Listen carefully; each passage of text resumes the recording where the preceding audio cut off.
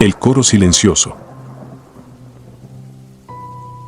El pueblo de Santa Lucía era conocido por su apacible tranquilidad, pero en su corazón se erguía una iglesia cuya reputación había perdurado en las sombras durante generaciones. Era una estructura majestuosa, construida con piedra gris que parecía absorber la luz del día, dejándola oscura y fría al caer la noche. Aunque deshabitada durante años, la iglesia de San Andrés mantenía su presencia, imponente y vigilante, sobre la plaza principal. En otros tiempos, la iglesia había sido famosa por su coro infantil, un grupo de voces angelicales que llenaba el aire de pureza y devoción. Las melodías que emanaban de aquellos pequeños cantores se decía que tenían el poder de sanar almas, y personas de todas partes venían a escuchar esas voces, cautivadas por su belleza inhumana. Pero todo cambió hace décadas, cuando una epidemia barrió el pueblo, llevándose consigo a los más vulnerables. En cuestión de semanas, el coro quedó reducido a un puñado de cruces en el cementerio adyacente. El dolor que envolvió a Santa Lucía fue profundo, y la iglesia, que una vez fue un faro de esperanza, se convirtió en un recordatorio sombrío de la tragedia. Con el tiempo, las puertas de la iglesia se cerraron. El párroco dejó el lugar, incapaz de soportar el peso de la pérdida. Los feligreses dejaron de asistir a las misas y el silencio se instaló en San Andrés, convirtiéndola en una reliquia olvidada. Sin embargo, no pasó mucho tiempo antes de que los habitantes del pueblo comenzaran a notar algo extraño. Al caer la noche, cuando las calles se vaciaban y el viento soplaba entre los edificios, un sonido suave y melódico comenzaba a emanar de las paredes de la iglesia. Era una canción, etérea y casi inaudible al principio, pero a medida que la noche avanzaba, el canto se hacía más claro, más insistente.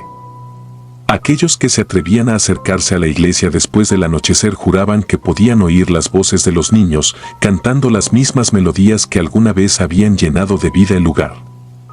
Pronto, el rumor se esparció por el pueblo.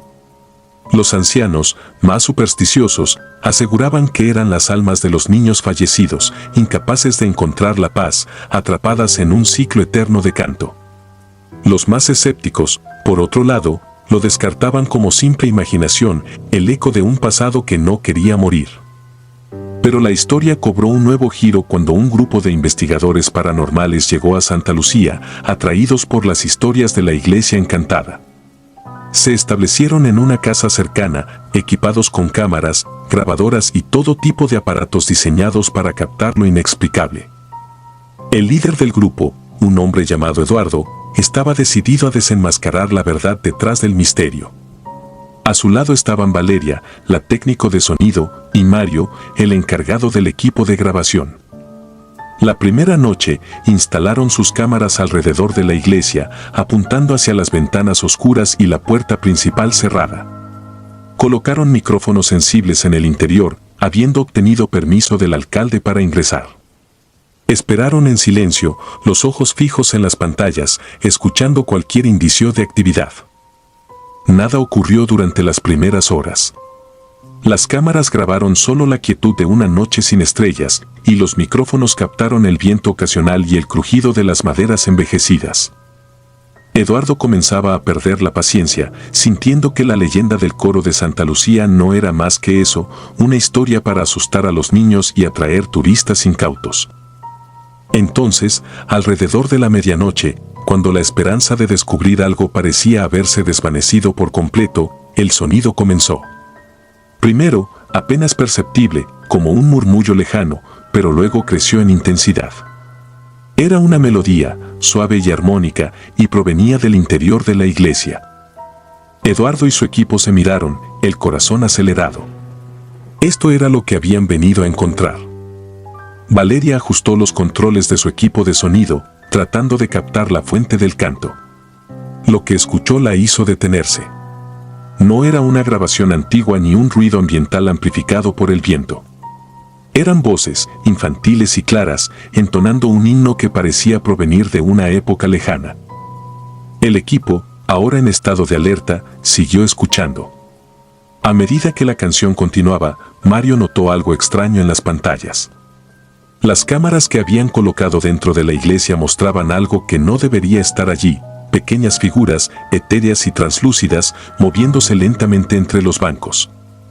Las siluetas eran borrosas, pero inconfundiblemente humanas, con la estatura y proporciones de niños.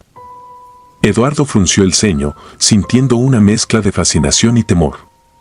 Sabía que lo que estaba viendo no tenía explicación lógica. Sin embargo, en lugar de detenerse, su deseo de entender lo inexplicable lo impulsó a seguir adelante. Decidieron entrar.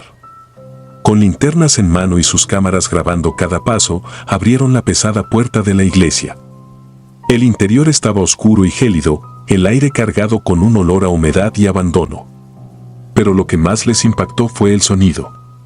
Las voces que habían escuchado desde afuera ahora resonaban con una claridad que helaba la sangre. El canto no cesó cuando entraron, como si las presencias dentro de la iglesia ni siquiera se percataran de su intrusión. Valeria se movió despacio por el pasillo central, su linterna revelando los bancos cubiertos de polvo y las paredes que alguna vez habían sido decoradas con frescos. Ahora, todo estaba descolorido, devorado por el tiempo. Pero a pesar de la ruina visible, las voces continuaban, llenando el espacio vacío con una música que no pertenecía a este mundo. Eduardo sintió un escalofrío diferente a cualquier otro que había experimentado antes. No era miedo lo que sentía, sino una profunda tristeza, como si las emociones de los niños atrapados en esa iglesia estuvieran impregnando el aire. Caminó hacia el altar, donde la música parecía ser más fuerte, resonando en las viejas paredes de piedra. Al llegar, notó algo que le hizo detenerse. En el suelo, frente al altar, había un rastro de cera derretida, como si velas se hubieran consumido allí recientemente. Sin embargo, no había ninguna vela encendida. Las marcas eran frescas, pero no había ninguna señal de que alguien hubiera estado allí antes que ellos. Era como si las velas hubieran estado ardiendo en otra dimensión, una que coexistía con la suya, pero en la que los vivos no podían interferir. El canto continuaba, ahora más bajo, casi como un susurro, como si los niños percibieran que habían sido descubiertos. Mario, que había estado filmando todo, apuntó su cámara hacia el altar, esperando capturar cualquier fenómeno visual. Pero la pantalla mostraba solo la oscuridad, sin rastro de las figuras que habían visto antes. De repente, la canción se detuvo, sumiendo la iglesia en un silencio sepulcral. Los tres investigadores se miraron, conteniendo la respiración. Y entonces, un solo acorde resonó desde el órgano, que había estado cubierto por una tela polvorienta durante años. La nota fue seguida por otra, y luego otra, formando un acorde sombrío que reverberó en todo el edificio. Nadie estaba tocando el instrumento, y sin embargo, la música se hizo más compleja, llenando el aire con una melodía fúnebre. Eduardo dio un paso hacia atrás, instintivamente alejándose del altar. Algo dentro de él le decía que habían ido demasiado lejos, que habían despertado algo que no entendían. Pero antes de que pudiera reaccionar, la música cesó abruptamente, dejando solo el eco de las notas en la fría piedra. En ese momento, se escuchó un crujido desde los bancos. Las maderas, que parecían haber estado inertes por décadas, comenzaron a moverse, como si algo invisible estuviera caminando entre ellas. Sin embargo, no había ninguna figura visible, solo el sonido de pasos ligeros y el rechinar de la madera antigua. Valeria apagó su linterna, convencida de que la oscuridad era ahora más segura que lo que pudieran revelar. Los pasos se acercaron, resonando en el piso de la iglesia vacía, rodeándolos. Era como si un grupo de niños estuviera caminando hacia ellos, pero no había nada más que sombras en la penumbra. Finalmente, los pasos se detuvieron y por un instante, todo quedó en un silencio absoluto. Entonces, como una respuesta a una pregunta no formulada, las voces de los niños comenzaron a cantar nuevamente, pero esta vez el sonido era diferente, más nítido, casi tangible. No era solo un canto, sino un lamento, un grito ahogado que parecía emanar de las mismas paredes. Los tres investigadores sabían que debían irse, pero sus cuerpos no respondían. Estaban paralizados, atrapados por la desesperación de las almas que cantaban para ellos, para cualquiera que se atreviera a entrar en su dominio. La tristeza y el sufrimiento impregnaban el aire, haciendo que cada inhalación fuera pesada y opresiva. Finalmente, el hechizo se rompió. Eduardo, haciendo un esfuerzo sobrehumano, gritó a sus compañeros que salieran. Como si una barrera invisible se hubiera levantado, pudieron moverse de nuevo. Corrieron hacia la puerta, sus corazones latiendo frenéticamente, mientras las voces de los niños los seguían, cada vez más desesperadas, hasta que cruzaron el umbral. Una vez afuera, la iglesia quedó en silencio, como si nada hubiera ocurrido. Las cámaras seguían grabando, pero ya no capturaban más que la quietud de la noche. Eduardo, Valeria y Mario se quedaron allí, sin palabras, incapaces de procesar lo que habían vivido. Sabían que habían presenciado algo que iba más allá de cualquier explicación racional, algo que no se podía simplemente documentar y analizar. Al regresar a la casa donde se alojaban, revisaron el material grabado. Las imágenes mostraban la iglesia en su quietud, los bancos vacíos, el altar abandonado. No había rastro de las figuras que habían visto, ni de los pasos que habían oído. Sin embargo, las grabaciones de audio eran otra historia. El canto de los niños se escuchaba claramente, una y otra vez, cada nota un recordatorio de la tragedia que había ocurrido en ese lugar. Santa Lucía volvió a la normalidad con el amanecer, pero para los 3 investigadores, la experiencia en la iglesia de San Andrés permanecería con ellos para siempre. Sabían que nunca podrían borrar de su mente las voces de esos niños perdidos, atrapados en un ciclo eterno de lamento. Y aunque intentaron continuar con sus vidas, cada vez que caía la noche, el recuerdo de ese canto fúnebre volvía a ellos, recordándoles que hay lugares donde el pasado nunca muere, donde las almas no encuentran descanso, y donde la verdad es más aterradora que cualquier leyenda. El lamento de la cruz. Nunca pensé que mi vida tomaría este giro. Todo comenzó con una transferencia inesperada a una pequeña parroquia en un pueblo olvidado. Santa María de las Lomas, una iglesia antigua, enclavada entre colinas y bosques densos. El lugar tenía un aire solemne, como si el tiempo se hubiera detenido dentro de sus gruesas paredes de piedra. Fui recibido con entusiasmo por la comunidad, un grupo de feligreses devotos y amables. Pero había algo que me inquietaba desde el primer momento, el fresco en el techo de la iglesia. Representaba la crucifixión de Cristo, una obra maestra de algún pintor desconocido del siglo XVII. Había visto muchas representaciones de la crucifixión en mi vida, pero ninguna como esta. Las figuras parecían casi vivas, los rostros de dolor y angustia tan intensos que resultaba difícil mirar directamente a ellos por mucho tiempo. Los días transcurrían con relativa calma. La rutina de las misas, los bautizos y las confesiones me permitían conocer mejor a los habitantes del pueblo, quienes hablaban de la iglesia con una mezcla de reverencia y miedo. Se decía que la imagen del Cristo en el fresco había sido responsable de varios milagros a lo largo de los siglos, aunque nadie podía explicar cómo o por qué. Todo cambió una mañana después de la misa dominical. Estaba cerrando las puertas de la iglesia cuando una anciana, doña Teresa, se acercó a mí con el rostro pálido y los ojos llenos de pánico. Me tomó del brazo y me pidió que la siguiera. Al llegar al altar, señaló hacia arriba, hacia el fresco. Me quedé sin aliento. Del costado de Cristo en la pintura emanaba un delgado hilo de líquido rojo. Bajaba en un lento y constante goteo, dejando marcas oscuras en la superficie de la pintura y luego en el suelo de mármol. No podía ser cierto. Me acerqué, intentando racionalizar lo que veía. El líquido tenía la consistencia y el color de la sangre.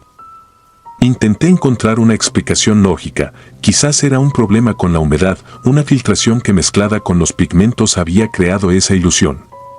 Pero cuanto más lo observaba, más evidente se hacía que no había nada lógico en lo que estaba ocurriendo. El rumor se esparció rápidamente por el pueblo. Los fieles comenzaron a acudir en masa, convencidos de que presenciaban un milagro. Velas y flores llenaban el altar y las oraciones se intensificaban a medida que el fenómeno continuaba. Todos lo veían como una bendición divina, un mensaje directo del cielo. Pero yo no podía compartir su entusiasmo. Cada vez que miraba la imagen, sentía una opresión en el pecho. El rostro de Cristo, que antes había sido simplemente una representación artística, ahora parecía tener vida propia. Sus ojos, llenos de sufrimiento, parecían seguirme, observándome con una intensidad que me hacía sentir pequeño e insignificante. Y la sangre no se detenía. Al contrario, cada día que pasaba, el goteo parecía aumentar, como si el fresco estuviera perdiendo alguna esencia vital que nunca debió haber estado allí en primer lugar. Intenté buscar respuestas. Consulté antiguos registros de la iglesia, investigué la historia del fresco y su pintor. Sin embargo, los archivos eran vagos, llenos de lagunas y de información contradictoria. Lo único claro era que la obra había sido terminada en 1694 y que, desde entonces, la iglesia había sido testigo de numerosos eventos inexplicables. Había registros de peregrinos que afirmaban haber sido sanados después de orar bajo el fresco, pero también había menciones de desapariciones y muertes repentinas entre quienes se habían quedado solos en la iglesia durante la noche. Mi inquietud creció hasta convertirse en una obsesión. No podía dormir. Las imágenes del fresco aparecían en mis sueños, siempre con la sangre fluyendo, siempre con esos ojos clavados en mí. Cada mañana, al despertar, la ansiedad se renovaba y corría a la iglesia solo para comprobar que el fenómeno seguía allí, inmutable, desafiante. Una noche, mientras revisaba antiguos textos en la sacristía, encontré algo que me heló la sangre. Era una crónica antigua, escrita por un sacerdote que había servido en Santa María de las Lomas siglos atrás. Describía un evento similar, ocurrido en el mismo fresco, pero en lugar de ser recibido como un milagro, había sido visto como un mal presagio. El relato hablaba de una maldición ligada a la sangre de la imagen, de cómo aquellos que la presenciaban estaban condenados a un destino oscuro y doloroso. No mencionaba detalles específicos, pero las palabras estaban impregnadas de un miedo palpable. Decidí actuar. Llamé a la diócesis, informando de lo que estaba ocurriendo y pidiendo orientación. La respuesta que recibí fue decepcionante. Me pidieron que mantuviera la calma, que no alarmara a los feligreses y que continuara con las misas como de costumbre. Sin embargo, no podía dejar de pensar en las palabras del antiguo sacerdote y en lo que esto podría significar para el pueblo. La situación empeoró cuando, unos días después, uno de los feligreses más devotos, un hombre llamado Gabriel, cayó gravemente enfermo después de pasar la noche en oración bajo el fresco. Fue encontrado a la mañana siguiente, pálido y tembloroso, incapaz de hablar coherentemente. Solo repetía una palabra, una y otra vez, con los ojos desorbitados: sangre. Falleció esa misma tarde, sin que los médicos pudieran determinar la causa exacta de su muerte. El pueblo, lejos de ver esto como una advertencia, lo interpretó como una prueba más del poder del fresco. Gabriel se convirtió en un mártir, alguien que había entregado su vida en devoción. La iglesia se llenó aún más de fieles, y yo me sentía cada vez más aislado, incapaz de compartir mis temores con nadie. El siguiente en enfermar fue el sacristán, un hombre joven y saludable que había ayudado a limpiar la iglesia durante años. Cayó en una fiebre alta después de tropezar con el lugar donde la sangre había caído. Su estado empeoró rápidamente y cuando finalmente perdió el conocimiento, su cuerpo estaba cubierto de hematomas y llagas que nadie podía explicar. Mientras observaba a la gente congregarse, rezando fervorosamente, no pude evitar sentir que algo siniestro estaba tomando el control del lugar. La devoción que antes me había parecido sincera y pura ahora se sentía oscura, casi febril. Había algo perverso en la manera en que los fieles se aferraban al fresco, como si el sufrimiento y la muerte que había traído fueran parte del mismo milagro que alababan. Comencé a sentir una profunda desesperación. Sabía que debía hacer algo, pero no tenía idea de qué. Mis superiores seguían ignorando la gravedad de la situación, y yo me encontraba solo, enfrentando algo que claramente superaba mis conocimientos y habilidades.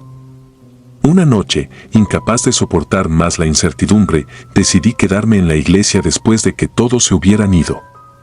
Armado con una linterna y una copia de la Biblia, me senté en uno de los bancos, mirando hacia el fresco.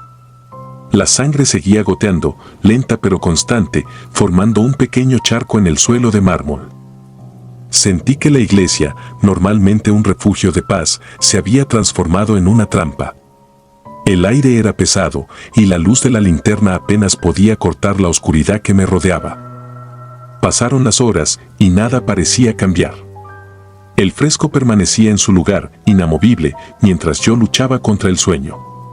Pero entonces, justo cuando estaba a punto de rendirme y regresar a la sacristía, noté un cambio. La sangre, que hasta ese momento había fluido lentamente, comenzó a aumentar en volumen. Goteaba más rápido, formando ríos delgados que corrían por las paredes y el suelo. Intenté levantarme, pero mis piernas no respondían. Una presión invisible me mantenía en mi lugar, obligándome a observar lo que estaba ocurriendo. La imagen de Cristo, que antes había sido estática, parecía moverse ligeramente. Los ojos, que siempre habían estado dirigidos hacia el cielo, ahora se centraban en mí. No podía apartar la mirada, atrapado por esa presencia que emanaba del fresco. En ese momento, una sensación abrumadora de horror me invadió. Sentí como si una marea oscura se estuviera levantando dentro de mí, ahogando cualquier pensamiento racional. La sangre seguía fluyendo, ahora de todas partes del fresco, creando una lluvia roja que cubría todo a su paso. Y entonces lo vi. Las figuras de los santos y mártires en las paredes, que antes habían estado en sus posiciones habituales, comenzaron a cambiar. Se inclinaban hacia adelante, sus rostros deformados por la agonía, sus manos extendidas hacia la figura central del Cristo, como si estuvieran tratando de alcanzarlo, de detener el flujo de sangre. Pero no podían. Estaban tan atrapados como yo. El dolor en mi pecho se intensificó, y supe que debía salir de allí antes de que fuera demasiado tarde. Con un esfuerzo que parecía sobrehumano, logré levantarme y dar unos pasos hacia la puerta. Pero algo me seguía, una presencia fría que se pegaba a mi piel, drenando mi energía con cada paso que daba. Finalmente, alcancé la puerta y, con un último impulso de fuerza, la abrí de par en par. El aire fresco de la noche entró, golpeándome el rostro como un balde de agua fría. Me desplomé en el umbral, incapaz de respirar, con la vista fija en el interior oscuro de la iglesia. La sangre había dejado de fluir. El fresco, ahora más oscuro y sombrío que nunca, me observaba en silencio. Me alejé de Santa María de las Lomas esa misma noche, sin despedirme de nadie. Sabía que lo que había ocurrido allí nunca podría ser explicado ni entendido completamente. De alguna manera, el fresco había cobrado vida, alimentado por una energía oscura que se escondía en las sombras de la fe. Y yo había estado demasiado cerca, casi atrapado en su trampa. He intentado olvidar, pero la imagen de ese Cristo sangrante me persigue, apareciendo en mis sueños y en los rincones más oscuros de mi mente. Los informes dicen que la sangre dejó de fluir después de mi partida, pero los feligreses continúan rezando ante el fresco, convencidos de su poder milagroso. Nadie más ha enfermado desde entonces, pero sé que la iglesia guarda un secreto terrible, uno que podría despertar nuevamente si no se detiene. No puedo regresar, pero tampoco puedo dejar de pensar en ello. Algo en mí ha cambiado, como si una parte de mi alma hubiera quedado atrapada en esa iglesia, atrapada con los lamentos de aquellos que no pueden escapar. Y sé que, aunque me aleje, nunca estaré realmente libre de lo que vi en Santa María de las Lomas. El santo corrupto. La iglesia de San Miguel, en la pequeña ciudad de Villarreal, había estado cerrada por restauraciones durante meses. El edificio, con más de 300 años de antigüedad, necesitaba urgentemente reparaciones, desde las vidrieras descoloridas hasta los muros agrietados. Los fieles de la comunidad esperaban con ansias el día en que el templo reabriera sus puertas, rejuvenecido y listo para recibir a sus devotos. Durante las últimas semanas de la restauración, un equipo de trabajadores se aventuró en el sótano, un espacio oscuro y húmedo que no había sido tocado en décadas. Los encargados de la iglesia apenas recordaban que el lugar existía. Bajo capas de polvo y telarañas, descubrieron algo inusual, una estatua de un santo desconocido, oculta detrás de un muro parcialmente derrumbado. La figura, esculpida en piedra oscura, mostraba a un hombre con una expresión severa, casi intimidante. No había ningún indicio de a quién representaba, ni ninguna inscripción que explicara su presencia allí. El sacerdote a cargo de la iglesia, el padre Mateo, fue informado de inmediato del descubrimiento. Intrigado, decidió colocar la estatua en el altar, viendo en ella una oportunidad para darle un nuevo aire de misterio y devoción a la iglesia. Ordenó que la limpiaran y la prepararan para exhibirla durante la primera misa tras la reapertura. El día de la inauguración, los feligreses llenaron la iglesia, emocionados por ver el trabajo terminado. Al entrar, sus ojos fueron atraídos inmediatamente hacia la figura desconocida en el altar. La estatua, ahora libre de polvo y suciedad, parecía incluso más imponente bajo la tenue luz de las velas. Su mirada severa dominaba el espacio, como si evaluara a cada persona que se atrevía a acercarse. Desde ese día, algo en San Miguel comenzó a cambiar. Las velas que ardían durante las misas se apagaban de repente, sin que hubiera corrientes de aire que lo justificaran. Las luces del techo parpadeaban sin razón aparente, aunque los electricistas aseguraban que no había problemas en el sistema. Lo más inquietante era que los crucifijos de la iglesia empezaron a voltearse sin que nadie los tocara, quedando de cabeza, como si una fuerza invisible los empujara a tomar esa posición. Al principio, los devotos lo consideraron señales divinas, interpretando los fenómenos como advertencias o mensajes que debían descifrar. Sin embargo, la frecuencia y la intensidad de estos eventos comenzaron a sembrar la preocupación entre los fieles. El padre Mateo, un hombre racional y dedicado, intentó mantener la calma y seguir con su labor, pero en su interior sentía que algo oscuro se había infiltrado en su iglesia. Las cosas empeoraron cuando los habitantes del pueblo empezaron a notar cambios extraños en algunas personas que frecuentaban la iglesia. Individuos que nunca habían mostrado problemas emocionales o de conducta comenzaban a actuar de manera errática, a veces violenta. Las familias reportaban comportamientos inexplicables, ataques de furia, episodios de amnesia y una resistencia feroz a entrar en contacto con cualquier objeto religioso. Los rumores de posesiones demoníacas comenzaron a circular y el temor se extendió como un incendio entre los devotos. En lugar de buscar refugio en la iglesia, muchos comenzaron a evitarla, aterrorizados de lo que pudieran encontrar al cruzar sus puertas. La comunidad, que había sido tan unida, empezó a fragmentarse, y el padre Mateo se encontraba cada vez más solo, luchando por entender qué estaba sucediendo.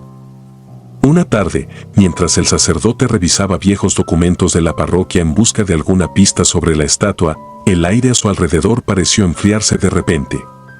Un silencio inquietante llenó la habitación, como si todo el sonido hubiera sido absorbido por una fuerza invisible.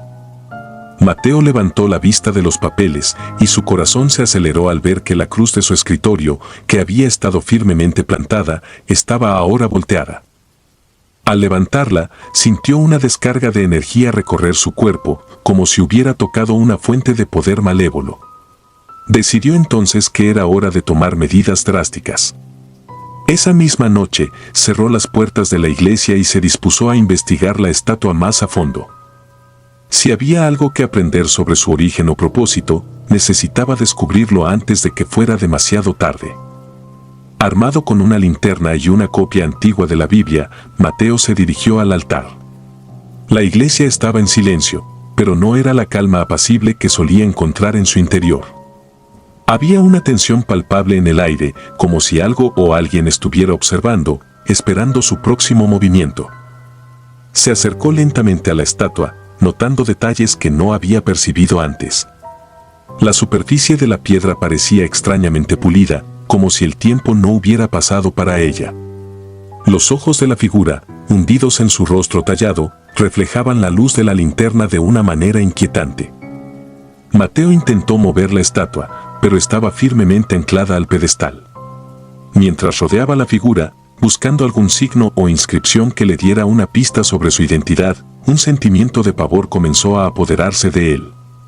No era simplemente una estatua, lo sabía en lo más profundo de su ser. Había algo vivo, algo consciente dentro de esa piedra. De repente, la linterna parpadeó y se apagó. Mateo se quedó inmóvil, rodeado por la oscuridad. Respiró hondo, tratando de calmarse. Sabía que el miedo podía nublar su juicio, pero la sensación de que no estaba solo se hacía cada vez más intensa. Decidió encender una vela del altar para tener algo de luz y seguir con su tarea. A medida que la luz de la vela iluminaba tenuemente el rostro de la estatua, algo extraño comenzó a suceder. El aire en la iglesia parecía vibrar y un murmullo bajo, casi inaudible, llenó el espacio. Mateo sintió que la temperatura descendía aún más y el débil resplandor de la vela parecía ser tragado por las sombras que rodeaban la estatua. De repente, notó que el suelo a su alrededor estaba cubierto de un polvo fino, oscuro, que no había visto antes.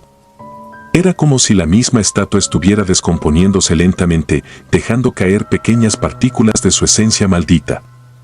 Retrocedió un paso, con la certeza de que había cometido un error al traer esa figura al altar. ¿Qué era lo que realmente representaba? ¿Por qué había sido escondida en el sótano durante tanto tiempo? Una duda terrible comenzó a crecer en su mente, y si no era un santo, sino algo mucho más antiguo, algo que nunca debería haber sido sacado de su confinamiento. De repente, la luz de la vela se extinguió, sumiendo a Mateo en una oscuridad total. El pánico lo invadió. Estaba a punto de encender otra vela cuando un ruido seco, como un crujido, resonó en el altar. Un intenso olor a azufre llenó el aire, asfixiante y nauseabundo. Sin saber de dónde provenía, Mateo sintió que el mal que emanaba de la estatua estaba cobrando fuerza. Inmediatamente intentó alejarse, pero su cuerpo parecía paralizado, atrapado por una fuerza que no podía ver ni tocar. Una presión implacable comenzó a apretarle el pecho, dificultándole la respiración. Era como si la iglesia misma se hubiera vuelto contra él, como si las paredes de San Miguel quisieran aplastarlo por atreverse a desafiar a la figura que ahora dominaba el altar. Con un esfuerzo sobrehumano, logró dar un paso hacia atrás y luego otro, hasta que finalmente pudo liberarse de la fuerza que lo mantenía prisionero. Corrió hacia la sacristía, buscando desesperadamente algo, cualquier cosa, que pudiera usar para detener el mal que había liberado. Pero cuando llegó, se dio cuenta de que estaba indefenso. No tenía las herramientas ni el conocimiento para enfrentar lo que había desatado. Las horas que siguieron fueron una confusa mezcla de miedo, desesperación y agotamiento. Sabía que no podía quedarse allí, pero tampoco podía dejar que los feligreses volvieran a entrar a la iglesia. De alguna manera, debía advertirles del peligro, hacer que comprendieran que la estatua debía ser sellada nuevamente, oculta de la vista y de la devoción. Pero cuando el amanecer finalmente llegó, Mateo ya no era el mismo hombre que había entrado en San Miguel la noche anterior. Estaba roto, física y mentalmente, por la lucha que había librado en vano. Sabía que no podía quedarse, que su fe, que alguna vez había sido inquebrantable, ahora estaba contaminada por el horror que había presenciado. Dejó una nota para los trabajadores de la iglesia, instruyéndolos para que devolvieran la estatua al sótano y sellaran la entrada para siempre. Luego, sin mirar atrás, abandonó Villareal, sabiendo que nunca volvería a poner un pie en San Miguel. El tiempo pasó, y la iglesia fue reabierta, con la estatua nuevamente oculta bajo el polvo y la oscuridad del sótano. Pero el pueblo de Villareal nunca volvió a ser el mismo. Aunque pocos sabían lo que realmente había sucedido, un temor silencioso se instaló en los corazones de los habitantes, un temor que se transmitió de generación en generación. Hoy en día, la iglesia de San Miguel sigue en pie, y pocos recuerdan la estatua del santo desconocido. Pero aquellos que sí lo hacen, saben que no es un santo, sino una advertencia. Una advertencia de que hay cosas que deben permanecer ocultas, lejos de la devoción ciega y del deseo de encontrar milagros donde solo hay oscuridad. Las sombras de la capilla. El pequeño pueblo de San Agustín, escondido entre colinas y rodeado de densos bosques, había sido un lugar tranquilo durante siglos. Sin embargo, en las últimas semanas, una inquietud silenciosa había comenzado a instalarse entre sus habitantes. En el centro del pueblo, sobre una colina que dominaba el paisaje, se erigía una capilla antigua, una construcción que había resistido el paso del tiempo y las inclemencias del clima. Su estructura de piedra gris, cubierta de musgo, se mezclaba con el entorno, casi como si la naturaleza hubiera comenzado a reclamar lo que una vez fue suyo. La capilla de San Agustín tenía una historia larga y enigmática. Se decía que había sido construida sobre las ruinas de un antiguo templo pagano, donde ritos oscuros habían sido practicados mucho antes de la llegada del cristianismo a la región. Nadie en el pueblo podía recordar cuándo exactamente se había levantado la capilla, pero todos sabían que su pasado era un mosaico de rumores y supersticiones. Durante años, la capilla había sido un lugar de oración y refugio, pero en tiempos recientes algo había cambiado. Al caer la noche, aquellos que se aventuraban cerca de la colina reportaban sensaciones extrañas, la temperatura descendía bruscamente y el silencio que envolvía la capilla se volvía casi opresivo. A pesar de estas inquietudes, la gente del pueblo continuaba acudiendo a la capilla para sus oraciones diarias, aunque con un creciente sentimiento de recelo. Todo comenzó a intensificarse cuando las velas dentro de la capilla empezaron a comportarse de manera inexplicable. Encendidas al atardecer por el sacristán, un hombre llamado Pedro, se encontraban apagadas al amanecer, incluso cuando no había corrientes de aire que pudieran justificarse. No era solo que se apagaran, algunos decían que las mechas parecían carbonizarse en cuestión de segundos, como si una fuerza invisible las extinguiera de golpe. Los feligreses comenzaron a notar otras anomalías. Durante la misa, cuando el sacerdote oficiaba el rito, los ojos de los asistentes se desviaban hacia las paredes de la capilla, donde sombras oscuras se proyectaban sin dueño. Estas sombras se movían con una voluntad propia, ignorando la dirección de la luz y desafiando cualquier lógica. Algunos juraban que veían figuras humanas vagamente delineadas, otras veces parecían formas animales, pero siempre se movían con una inquietante deliberación, como si observaran a los presentes desde un lugar más allá de la comprensión humana. A medida que estas manifestaciones se hacían más frecuentes, el miedo se propagaba entre los habitantes. San Agustín era un lugar donde todos se conocían y las habladurías rápidamente transformaban la preocupación en pánico. Los más ancianos del pueblo empezaron a recordar historias de sus antepasados, relatos sobre la oscuridad que habitaba en la colina antes de la llegada de la fe cristiana. Decían que el terreno estaba maldito y que la capilla nunca debió haber sido construida allí. Pero los años de olvido y negación habían enterrado esas historias hasta que la oscuridad misma decidió reclamar su territorio. Pedro, el sacristán, sentía una responsabilidad personal hacia la capilla. Había heredado su posición de su padre, quien a su vez la había recibido del suyo, y siempre había cumplido con sus deberes sin cuestionar. Pero últimamente notaba que algo en su rutina diaria había cambiado. Al caer la noche, mientras caminaba por la nave central para apagar las luces, una sensación de ser observado lo acosaba constantemente.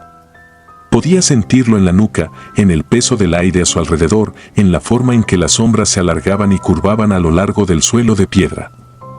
Intentaba ignorarlo, convenciéndose de que eran imaginaciones suyas, pero en su fuero interno sabía que algo estaba mal. Una noche, cuando Pedro realizaba su tarea habitual, decidió quedarse un poco más para investigar el origen de las sombras. Armado solo con una linterna, caminó lentamente por la capilla, deteniéndose en cada rincón, esperando encontrar alguna grieta en las paredes, algún fallo en la estructura que explicara lo que estaba ocurriendo. Pero las sombras no seguían un patrón lógico.